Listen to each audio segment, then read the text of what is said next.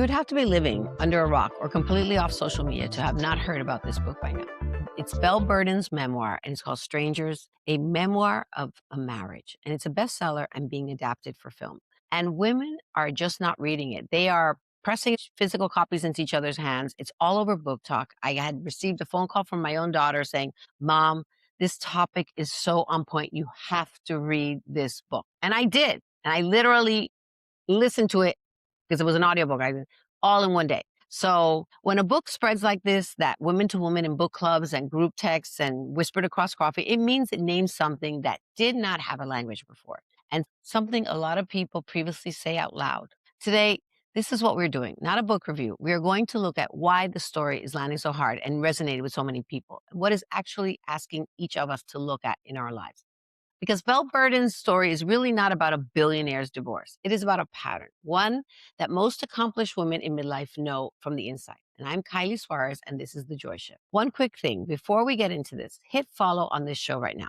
That is how you make sure these conversations keep finding you. And it's also how we reach the next woman who needs to hear this. So 4 seconds, I will wait. Now, for those who have not read it yet, here is the short version. Belle Burden was married to a wealthy hedge fund manager for 20 years. 3 kids, a Manhattan apartment, a house on Martha's Vineyard. She had a law degree from NYU, but she had set her career aside to run the family and support her husband's work. Now, she was known in her social circle as Belle the Good, compliant and very accommodating, the one who smoothed things over. Now, in March 2020, the first week of pandemic lockdown, she gets a call from a stranger. He identifies himself and says his wife has been having an affair with Belle's husband. When she confronts her husband, he apologizes and is very lamentful. But the next morning, he walks in fully dressed, bags packed, and says, I feel like a switch has flipped. I am done. And he leaves the island and he never comes back. And to this day, 5 years later, he has never given her an explanation. Now, you might be thinking, this is a story about a billionaire's divorce. What does that have to do with me?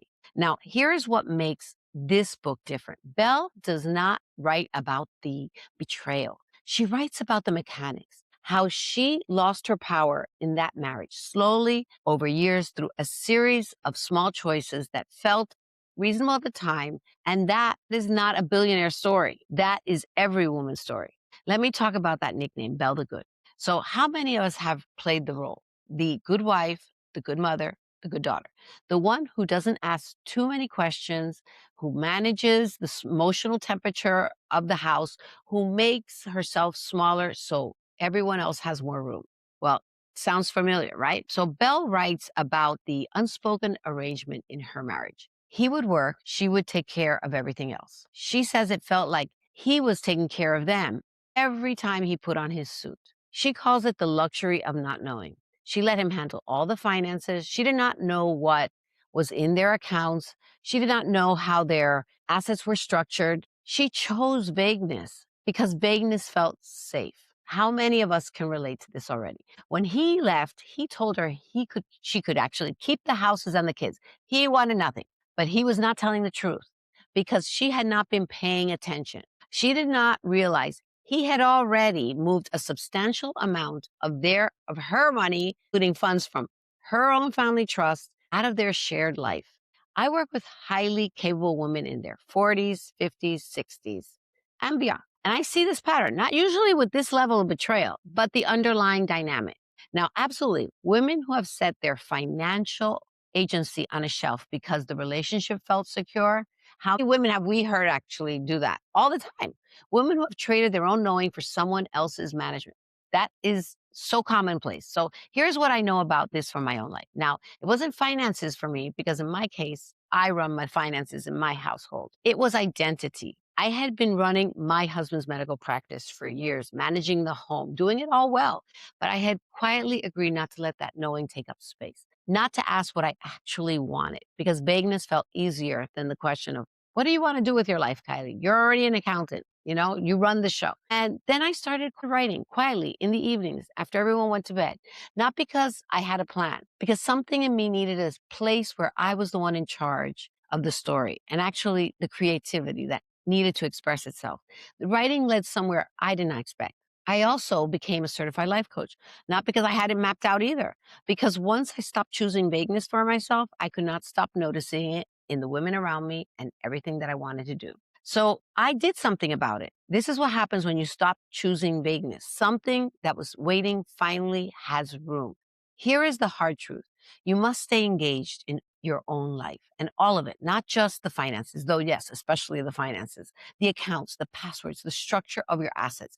These are not details someone else gets to hold for you, not because you don't trust your partner, because you owe it to yourself. The second reason this book is spreading so fast is that it names a pattern many women have lived but have never had words for. And here's the pattern.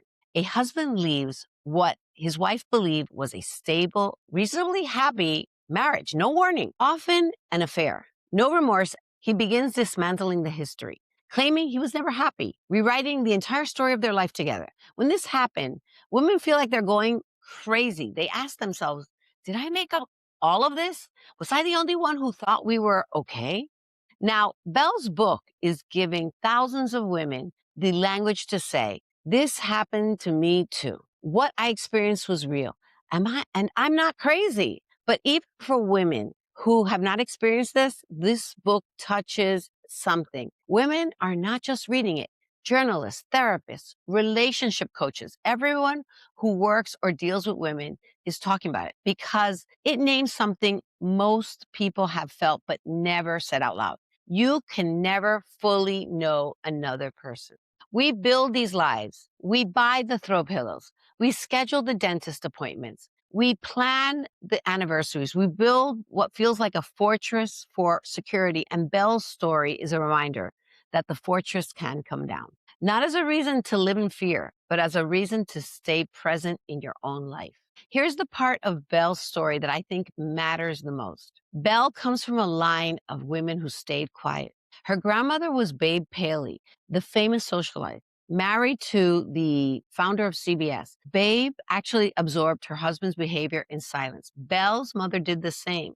Belle writes that she felt in her bones an acceptance of men's behaving badly, a sense that keeping things private was the honorable thing to do, that a good mother would never tell her story publicly.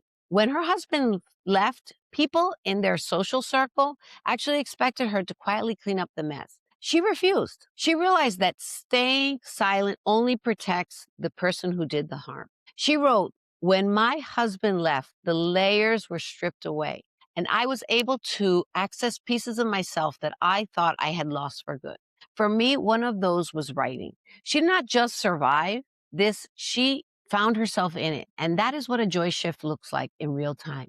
Not a dramatic declaration, a woman who goes through the worst things she can imagine and comes out the other side knowing something about herself she could not have known before. Now, that shift is available to you without the crisis. You don't have to wait for the switch to flip.